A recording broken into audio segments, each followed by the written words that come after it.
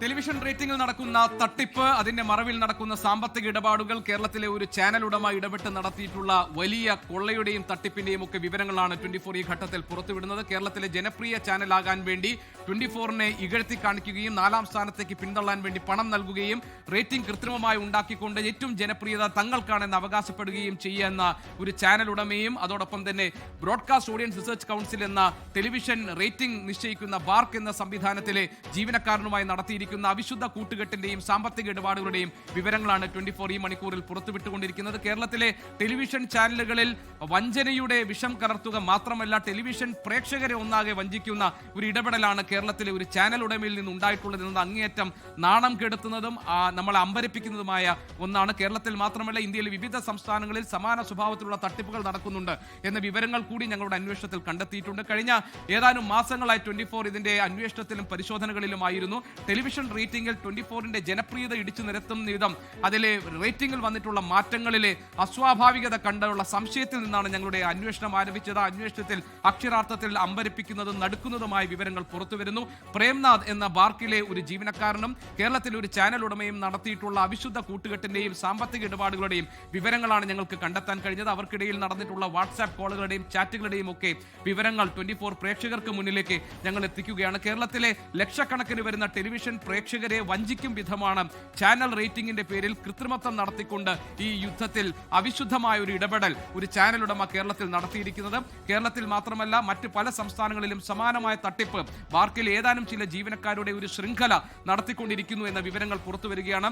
സംസ്ഥാന മുഖ്യമന്ത്രിക്ക് ഇത് സംബന്ധിച്ചിട്ടുള്ള പരാതികൾ ഞങ്ങൾ കൈമാറിയിട്ടുണ്ട്. അതിൽ ഇപ്പോൾ പ്രാഥമികമായ അന്വേഷണം തുടങ്ങിക്കഴിഞ്ഞു എന്ന് DGP റവാഡ ചന്ദ്രശേഖർ 24ൽ സ്ഥിരീകരിക്കുകയും ചെയ്തിട്ടുണ്ട്. അതോടൊപ്പം തന്നെ ബാർക്ക് എന്ന സംവിധാനം, അവരുടെ വിജിലൻസ് സംവിധാനം ഈ കാര്യം അന്വേഷിക്കണമെന്ന് ആവശ്യപ്പെട്ടിട്ടുണ്ട്. ആ കാര്യത്തിലുള്ള പരിശോധനയും നീതിയുക്തമായ ഒരു ഇടപെടലും ബാർക്കിന്റെ ഭാഗത്തുനിന്നുണ്ടാകും എന്ന് 24 ന്യായമായും പ്രതീക്ഷിക്കുന്നു. അതിനേക്കാളൊക്കെ ഏറ്റവും പ്രധാനമായി ഞങ്ങൾ കാണുന്നത് പ്രേക്ഷകരുടെ വിശ്വാസ്യതയാണ്, പ്രേക്ഷകരുടെ പിന്തുണയാണ്. അതുകൊണ്ടാണ് ഈ വിവരങ്ങൾ കുറ്റമറ്റ രീതിയിൽ അന്വേഷിച്ച് പോലീസ് സംവിധാനത്തിലൂടെ വരുന്നതിനൊപ്പം തന്നെ ഞങ്ങൾ കണ്ടെത്തിയ വിവരങ്ങൾ പ്രേക്ഷകരുടെ മുന്നിലേക്ക് അവതരിപ്പിക്കുന്നത്. ബാർക്കിലെ മിഡിൽ ലെവൽ ഉദ്യോഗസ്ഥനായ പ്രേംനാഥിന്റെ ട്രസ്റ്റ് വാലറ്റിലേക്ക് പണം അയച്ചുകൊണ്ടാണ് തട്ടിപ്പിലൂടെ അതിൽ ഒഴുകിയെത്തിയത് 100 കോടിയോളം രൂപയാണ്.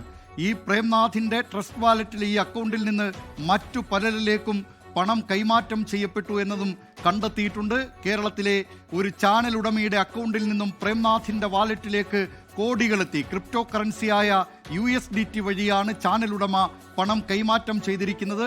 ബാർക്ക് ജീവനക്കാരൻ പ്രേംനാഥും കേരളത്തിലെ ചാനൽ ഉടമയും നിരന്തരം നടത്തിയ ഫോൺ വിളികളുടെയും വാട്സാപ്പ് ചാറ്റുകളുടെയും വിശദാംശങ്ങളാണ് 24 പുറത്തുവിട്ടത്.